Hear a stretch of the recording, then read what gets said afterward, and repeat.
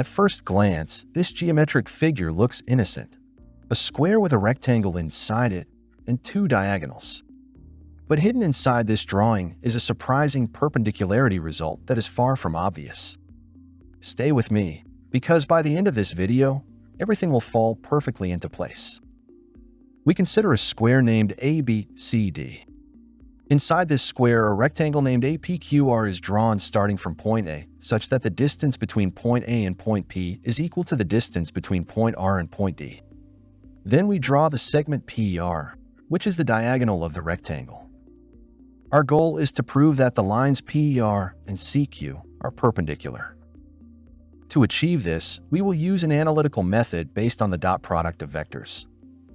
We consider an orthonormal coordinate system with point A as the origin. The vectors AB and AD are chosen as unit vectors. This means the square has side length equal to 1. We denote the distance between point A and point P as x. Since the distance between point R and point D is equal to the distance between point A and point P, then the distance between point A and point R is equal to 1 minus x. Thus, point P has coordinates x and 0. Point R has coordinates 0 and 1 minus x. As for the point C, it has coordinates 1 and 1. And finally, point Q has coordinates x and 1 minus x. We now compute the components of vector PR. The first component is the abscissa of R minus the abscissa of P, which is 0 minus x. The second component is the ordinate of R minus the ordinate of P, which is 1 minus x minus 0. Therefore, vector PR has components minus x and 1 minus x. We now compute the components of vector CQ. The first component is the abscissa of Q minus the abscissa of C, which is x minus 1. The second component is the ordinate of Q minus the ordinate of C, which is 1 minus x minus 1. Therefore, vector CQ has components x minus 1 and minus x.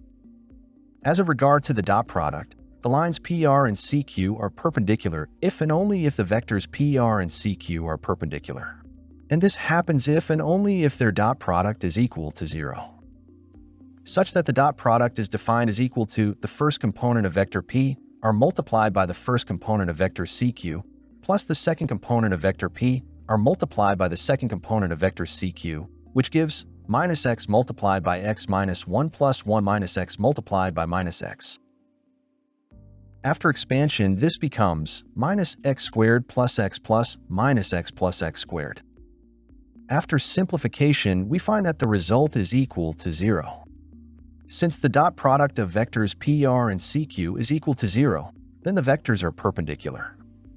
Therefore, the lines PR and CQ are perpendicular. And this completes the proof. If you learned from this elegant mix of geometry and vectors, make sure to like this video, subscribe to the channel, activate the notifications bell, and share it with anyone who loves mathematical proofs. Finally, if you truly enjoy this kind of educational content and you want to take your own YouTube journey to the next level, I invite you to check out vidIQ using the link in the description. vidIQ is an all-in-one solution designed specifically for YouTube creators. It allows you to schedule and publish posts directly on YouTube, analyze your channel's growth with detailed insights, generate thumbnails, create video scripts, and access a wide variety of other powerful tools all in one place. If you want to support this channel while also boosting your own YouTube performance, getting a subscription to vidIQ is one of the best ways to do it.